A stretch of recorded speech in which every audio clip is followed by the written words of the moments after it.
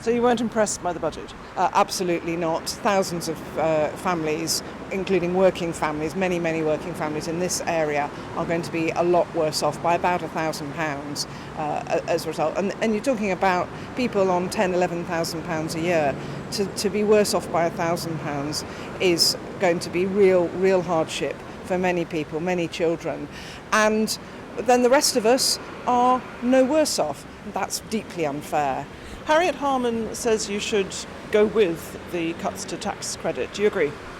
She's actually specifically proposing that we support the government on one particular policy, as far as I can see. I haven't got into the detail. I don't agree, and I think there's at least three of the leadership candidates don't support what she was saying. But she's already had to row back on it because of that, which highlights the problem of having a temporary leader. It makes the Labour Party look as if you can't react to anything decisively. As soon as you stick your neck out, you have to wind it back in again. Well, I mean, it must be really difficult being an interim leader at the moment when we've just lost an election, and that's why I'm just sort of hoping we can get through this leadership election as soon as possible, and we have a leader who's going to be leading us in the future. What Harriet did say is that this is her position, this is our position at the moment, but that it is for the elected leader come September to lead on our policies. And who are you backing? I'm backing Yvette Cooper. Okay, last week we had a public meeting in Chiswick about the Empire House development, and you weren't there, and you got a lot of criticism for not being there and not responding on Twitter to the comments that were made about it. Well, I got criticised for something that I hadn't actually been invited to, and something that some of the Twitter comments weren't, the main Twitter comments weren't clear what it is that they were complaining to me about. And when I actually said that it was only later on that they were clear what it was that they were asking me about, that it was about Empire House, they apologised for the fact that their tweets were not clear. So, and I made my position clear, and I hope that's explain my position, and I do wish people would be careful how they use Twitter. If they want to invite me to a meeting, actually it's better to email me, and then it gets... I think Simon Ferndale did, actually. He said he'd emailed you. Ah, right, okay. Okay, well, in which case I do apologise if that's true, but the Twitter chat wasn't clear. The more important point is, where do you stand on it? Do you back the judicial review or not? Well, I haven't seen the details of the judicial review, but I wrote to councillors prior to the planning committee that granted permission, asking them to refuse it, because I thought for two reasons, there were clear reasons for refusal. One, that putting the rear part of the application, quite high development, where it was going to be, I think was premature, because I think that site links to the Sainsbury's site, which in the long term I think Sainsbury's may well redevelop. I think we need a comprehensive plan for that whole area, during which point you could get a lot of community gain, particularly, say, safe access across the railway line, much better links north-south across the tube line. And so I said, number one, that development was premature, because the proposals prejudice a long-term development. And secondly, we've got thriving market stalls in Essex Place in front of Sainsbury's.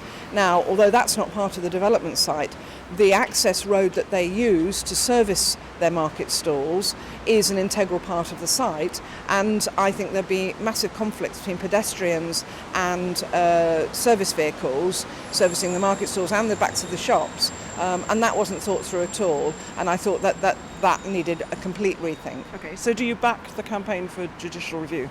Well, as I say, I haven't seen the nature of the judicial review, but if there's legal advice that there are grounds for a judicial review, then I think that sounds like that's worth looking at. There is, and Simon himself is a QC, and so they wouldn't be taking this forward unless they thought there was some chance of it succeeding. And what they say is that Hounslow didn't handle the planning application properly. They didn't take all the steps they were supposed to. Do you think Hounslow have handled this badly? Well, I don't know. I have not been in a position to investigate the work that Hounslow have done. But if there are good grounds on that basis, then the judicial review has a chance. So is this something you'll now investigate? Because if they did handle it badly and the judicial review goes ahead, they stand to lose £35,000 of taxpayers' money in fighting it. Well, I don't think it's for me to decide whether Hounslow does or doesn't does or doesn't defend the judicial review. That's for councillors and officers to decide, councillors to decide and to seek advice from officers and their own legal advice. But we won't see you out campaigning with Simon Kverndal and the Chiswick High Rd Action Group. Yes, I'm happy to, but I mean, it's a judicial review. It's not that's different from being out on the street with placards. Okay, talking about being out on the street with placards, we're speaking this morning as Heathrow has been closed. The report on Heathrow didn't go in our favour, your favour. So what now? What's going to happen on this now, do you think? Does it look bad for Chiswick? I am not enthusiastic about where things are going at the moment, but what has actually happened is that Davis has concluded his commission. He has recommended that Heathrow be the first option with a certain amount of caveats, and he's left it in the government's hands to respond, and the commission is no more now. So the government will decide, and we know that the government is split on the issue. Cameron has 5 cabinet ministers who we know are on record as opposing expansion at Heathrow, but if the third runway were to go ahead, it would make Chiswick and Brentford and Osterley and Heston a lot noisier. It would add to congestion on our streets, it would add to pollution in the air, it would add a lot of cost to the taxpayer, and I think there are legal complexities. There's major legal constraints to a third runway going ahead, so I don't think it's an easy decision for the government to make, because they've got to do, as I asked the Secretary of State for Transport to do, a risk assessment on the likelihood of it being legally viable. So I think there's a lot of work to do. I'm setting up a petition. I hope to have a public meeting in the next couple of months, and I know that it's very, very important that we all make our voice heard. On the other hand, I do not support the action this morning of closing a runway. Heathrow is massively important to the UK infrastructure at its current level, with 2 runways and 480,000 cap flights a year. It is really important, and that kind of disruptive action does our case no favours at all. Is Hounslow Council behind you? Is the Labour Party in Hounslow behind you? Because Steve Curran seemed to be indicating that they might be changing their minds on this. Well, Steve Curran has put out an initial statement, and is going to be seeking the Labour Party's views, MPs' views, and so on. I thought they'd made their minds up. I thought they were clear where they stood on Heathrow.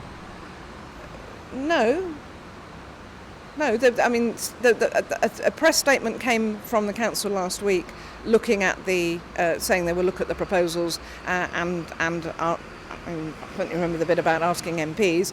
Brentford and Isleworth Labour Party, current policy is to oppose expansion at Heathrow, and I take my line from the local Labour Party.